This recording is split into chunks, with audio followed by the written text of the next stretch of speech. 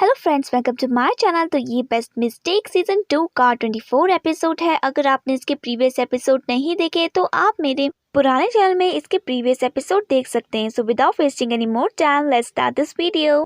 तो पिछले एपिसोड में हमने ये तो देख ही लिया था कि जियान हो को पता चल जाता है कि ओरा उससे झूठ बोल रही है और योंगदो को उसकी नजरों में गिराने की कोशिश कर रही है। तो उसके बाद जियान हो ओरा से कहता है कि मुझे तुमसे ज्यादा योंगदो पर विश्वास है, इसीलिए प्लीज तुम अब उसके लिए एक शब्द भी बुरा मत कहना। और ऐसा कहकर जियान हो वहाँ पर से जाने वाला होता है, तब तक ओरा उसे रोक लेती है और अपनी गलती मानने के बावजूद वो उससे और भी ज्यादा झूठ कहती है और कहती है कि पहले तो मैं योंगदो को अपनी दोस्त बनाना चाहती थी, क्योंकि मुझे ऐसा लगता था कि हम दोनों के ब्रेकअप के पीछे योंगदो का हाथ नहीं है। लेकिन उसके बाद जब मैंने देखा कि जो लड़की अपनी दोस्त की भी नहीं हो सकती है तो वो मेरी क्या होगी। तो जियान हो कहता है कि तुम कहना क्या चाहती हो। उसके बाद ओरा कहती है कि हाँ, मैं बिल्कुल सही कह रही हूँ। तुम्हें पता है यूना चुसंग को पसंद करती थी। जैसे ही योंगदो को ये बात पता चली तो वो चुसंग के साथ और भी ज्यादा टाइम स्पेंड करने लग गई और चुसंग को अपनी तरफ अट्रैक्ट करने लग गई और अब वो दोनों डेट कर रहे हैं। जैसे उसने तुमसे अपना पार्टनर चुसंग चेंज कर दिया, उसी तरीके से उसने जिनसो के साथ भी ऐसा ही किया और वो उसे छोड़कर तुम्हारे साथ आ गई। जब ओरा जियान हो से ये सब कह रही होती है तभी उसके सामने योंगदो, सियोल और यूना आ जाते हैं और वो ओरा से कहते हैं कि वाह, बहुत अच्छी एक्टिंग कर रही हो तुम, तुम्हारी एक्टिंग के लिए तो तुम्हें प्राइज देना चाहिए। तो ओरा कहते हैं कि मैं एक्टिंग नहीं कर रही हूँ, योंगदो सच में इस सबको बेवकूफ बना रही है। ये सारी बात सुनने के बाद जियान हो योंगदो से कहता है कि क्या जो ओरा कह रही है वो बिल्कुल सच है। तो योंगदो कहती है कि तुम्हें लगता है क्या कि जो ये कह रही है वो सच है। तो जियान हो कहता है कि मुझे नहीं लगता कि जो ये कह रही है वो सच है, बट मैं एक बार तुम्हारे मुझ से सच्चाई सुनना चाहता हूँ। तो योंगदो कहते हैं कि मैं सच कह रही हूँ कि मैंने कभी भी जिनसो को डेट नहीं किया है। योंगदो की ये बात सुनने के बाद जियान हो कहता है कि मुझे योंगदो पर पूरा विश्वास है और उसने एक बार कह दिया ना कि वो जिनसो को कभी डेट नहीं करती थी, तो मुझे उसकी बात पर भरोसा है क्योंकि वो कभी भी झूठ नहीं बोलती है। तो ओरा कहती है कि जियान हो तुम मेरी बातों पर विश्वास करो, योंगदो तुम्हारी फीलिंग्स की बिल्कुल भी केयर नहीं करती है। उसने कभी सोचा कि तुम्हें कितना बुरा लगता होगा जब वो चुसंग के साथ घूमती है,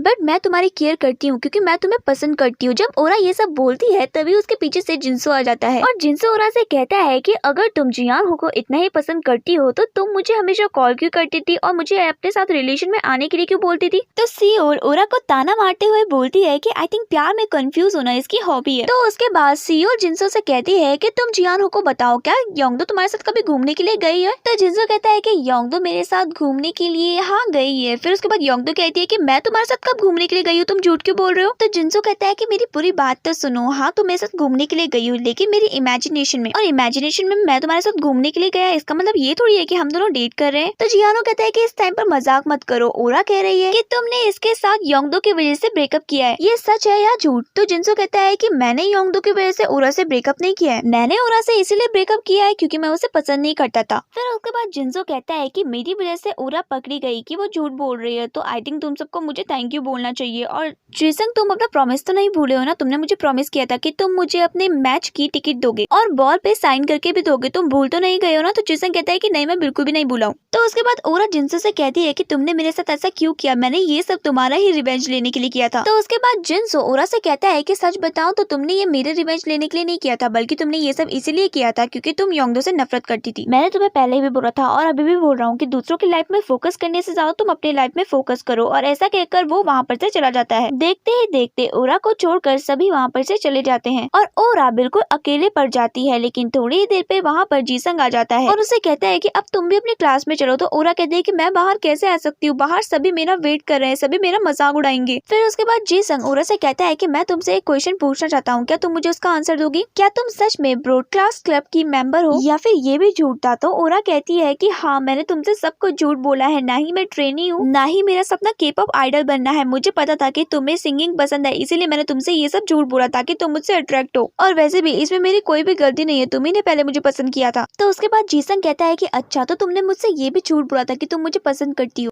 बट आज मैं तुमसे एक बात कहना चाहता हूँ, चाहे तुम ट्रेनी बनना चाहती हो या ना बनना चाहती हो, चाहे तुम ब्रॉडकास्ट क्लब की मेंबर हो या ना हो, और या फिर तुमने मुझसे झूठे प्यार का नाटक किया, लेकिन मैं तुमसे सच्चा प्यार करता था और मैं तुम्हें बहुत ज्यादा पसंद करता था और शायद करता रहूंगा, बट मैं अपनी फीलिंग्स को अब कंट्रोल करना चाहता हूँ, इसीलिए मैं अब तुमसे दूरी रहूंगा। और ऐसा कहकर वो वहाँ पर से चला जाता है। जीसंग की ये सब बातें सुनकर ओरा को बहुत ही ज्यादा बुरा लगता है और वो रोने लग जाती है। वो जीसंग से बात करना तो चाहती थी लेकिन उसे समझ में नहीं आ रहा था कि वो जीसंग से कैसे बात करे, क्योंकि उसने जीसंग के साथ इतना बुरा जो किया था। दूसरी तरफ यूना योंगदो को सॉरी कहती है और उससे कहती है कि जब मैंने तुम्हें जीसंग के साथ देखा तो मुझे बहुत ही ज्यादा गुस्सा आया और मैं अपने गुस्से को बिल्कुल भी कंट्रोल नहीं कर पाई, इसलिए मैंने तुम्हारे साथ तब बुरा बिहेव किया। तो योंगदो कहती है कि कोई बात नहीं, मैं तुम्हारी फीलिंग समझ सकती हूँ, लेकिन मैं तुम्हें थैंक यू बोलना चाहती हूँ, क्योंकि अगर तुम नहीं होती तो मुझे शायद आज ओरा की सच्चाई पता नहीं चलती। तो उसके बाद यूना योंगदो से कहती है कि आई थिंक तुम्हें असली थैंक यू तो जीसंग को कहना चाहिए, क्योंकि अगर वो राइट टाइम पर जिनसो को नहीं लेकर आया होता तो तुम्हारे बारे में जो रूमर्स फैली थी वो सबको पता नहीं चलती कि वो फेक है। तो उसके बाद योंगदो कहती है कि तुमने बिल्कुल सही कहा, मुझे जीसंग को जाकर थैंक यू बोलना चाहिए। उसके बाद वो जीसंग के सामने जाती है और उसे थैंक यू बोलती है। उसके बाद वो जीसंग से कहती है कि तुम्हें वैसे आइडिया कहाँ से आया कि तुम जिनसो को लेकर आओ, तुम्हें तो उसका फेस भी नहीं पता था, इसका मतलब कि तुम्हें उसे बहुत ढूंढना पड़ा होगा ना, बट तुम्हारे पास तो फ्री टाइम ही नहीं होता प्रैक्टिस करने के लिए, तो तुमने ये सब कैसे किया। तो उसके बाद जीसंग योंगदो से कहता है कि मैंने कहा था ना कि मेरे पास तुम्हारे लिए बहुत सारा फ्री टाइम है। थोड़ी ही देर में योंगदो जब अपनी क्लास खत्म करके जा रही होती है तभी उसके सामने जियानहो आ जाता है, बट इस बार जियानहो उसे इग्नोर मारने की जगह उससे बात करता है और उससे कहता है कि आई थिंक हम दोनों को बच्चों की तरह बिहेव नहीं करना चाहिए, हम दोनों एक दूसरे को काफी टाइम से इग्नोर मारे, लेकिन अब हम दोनों को बात करनी चाहिए। मुझे पता है कि पास्ट में हमारा ब्रेकअप हो चुका है, लेकिन अब हम दोनों फ्रेंड्स भी तो बन सकते हैं ना,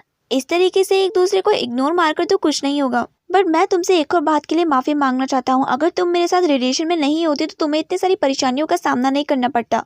खैर अब हम दोनों ने ब्रेकअप कर चुका है तो अब तुम अच्छे से अपनी लाइफ को जीना, और मुझे पता है कि धीरे धीरे सब कुछ ठीक हो जाएगा, इसलिए तुम बिल्कुल भी टेंशन मत लेना। दरअसल बात यह है कि जियानहो की सारी मिसअंडरस्टैंडिंग दूर हो चुकी है, बट एक मिसअंडरस्टैंडिंग उसे अभी भी है। ओरा ने उसे बताया था कि वो जीसंग के साथ रिलेशन में है, तो जियानहो को ये लगता है कि सच में योंगदो जीसंग के साथ रिलेशन में है, इसीलिए वो योंगदो से ज्यादा बात नहीं करता है और उसके बाद वो उसकी लव लाइफ के लिए उसे गुड लक बोलकर वहाँ पर से चला जाता है। जैसे ही योंगदो सुनती है कि जियानहो ने उसकी न्यू लव लाइफ के लिए उसे गुड लक बोला है तो वो रोने लग जाती है और तभी वहाँ पर जीसंग भी आ जाता है। योंगदो को ऐसा लगता है कि जियानहो ने अपने लिए कोई और लड़की ढूंढ ली है, इसीलिए वो योंगदो को भी कोई और बॉयफ्रेंड बनाने के लिए बोल रहा है। और दूसरी तरफ जो जीसंग योंगदो को रोते हुए देखता है तो उसको ऐसा लगता है कि योंगदो उसकी वजह से रो रही है। और उसके बाद जीसंग जब अपनी प्रैक्टिस खत्म भी कर देता है तभी भी वो बस योंगदो के ही बारे में सोच रहा होता है, इसीलिए वो सोचता है कि उसे अब इस बारे में योंगदो से ही पूछना चाहिए। उसके बाद वो योंगदो को कॉल लगाता है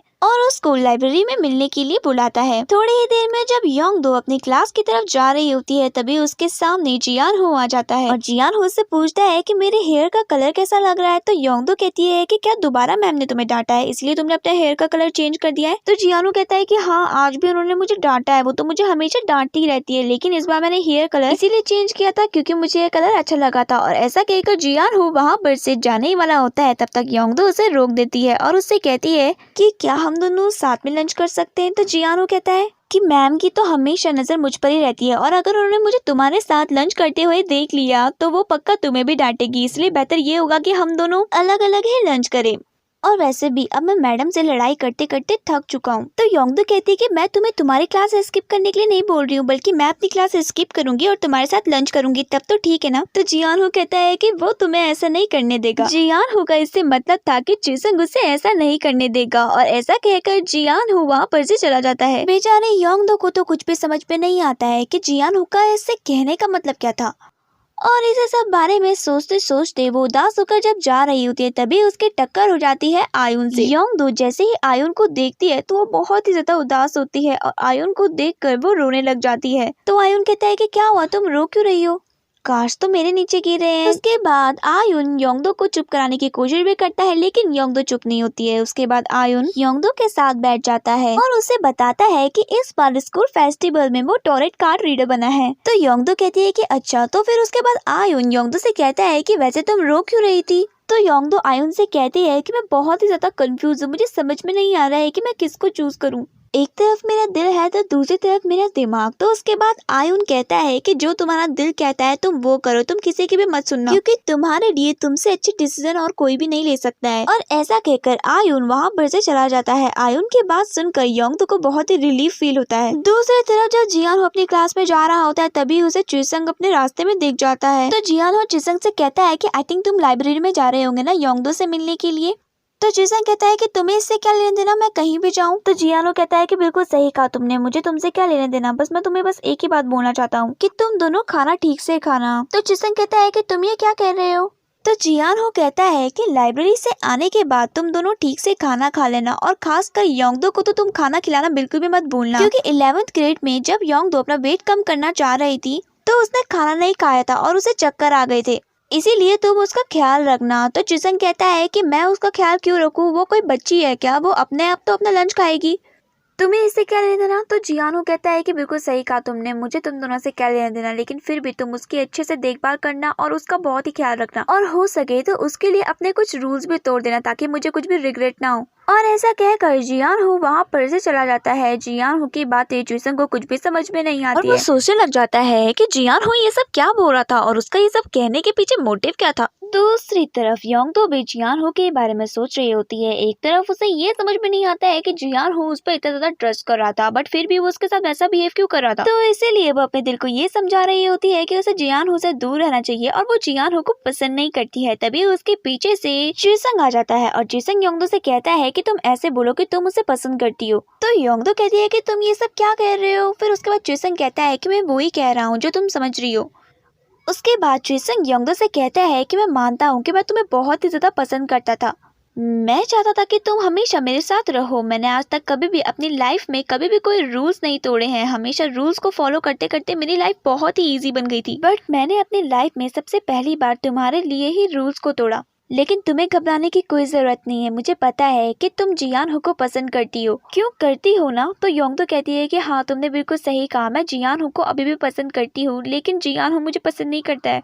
तो जुइसंग कहता है कि जो लड़का तुम्हारा इतना ख्याल रखता है वो तुम्हें कैसे पसंद नहीं करता होगा। आज ही जियान हो मुझसे तुम्हारे बारे में पूछ रहा था और उसने मुझे तुम्हारा ख्याल रखने के लिए भी कहा है। तो योंगदो कहती है कि क्या सच में वो ऐसा कह रहा था। तो जुइसंग कहता है कि हाँ मैं बिल्कुल सच कह रहा हूँ। फिर उसके बाद वो योंगदो से कहता है कि तुम जल्दी यहाँ से जा लो इससे पहले कि देर हो जाए। दूसरी तरफ जियान हो, जिसंग, सियोल और जूहो साथ में बैठे रहते हैं और वो बहुत ही उदास होकर बैठे होते हैं। तभी जियान हो कहता है कि काश ऐसा हो कि अभी दरवाजे से योंगदो आए तो मैं कितना ज्यादा खुश हो जाता है। जैसे ही जियान हो ऐसा बोलता है तभी उसके सामने योंगदो आ जाती है और जैसे ही वो योंगदो को देख रहा होता है तभी उसे जुइसंग भी मैसेज करता है और उसे बताता है कि योंगदो और वो कभी रिलेशन में थे ही नहीं। जैसे ही जियान हो ये सुनता है तो उसकी खुशी का तो कुछ ठिकाना ही नहीं रहता है और वो योंगदो को देखकर बहुत ही ज्यादा खुश हो जाता है। और उसके बाद वो और योंगदो साथ में बैठते हैं। तो जियान हो योंगदो से कहता है कि मुझे माफ कर दो, मुझे लगा था कि तुम दोनों डेट कर रहे हो और इसीलिए मैंने सोचा कि मुझे तुम दोनों के रास्ते से हट जाना चाहिए,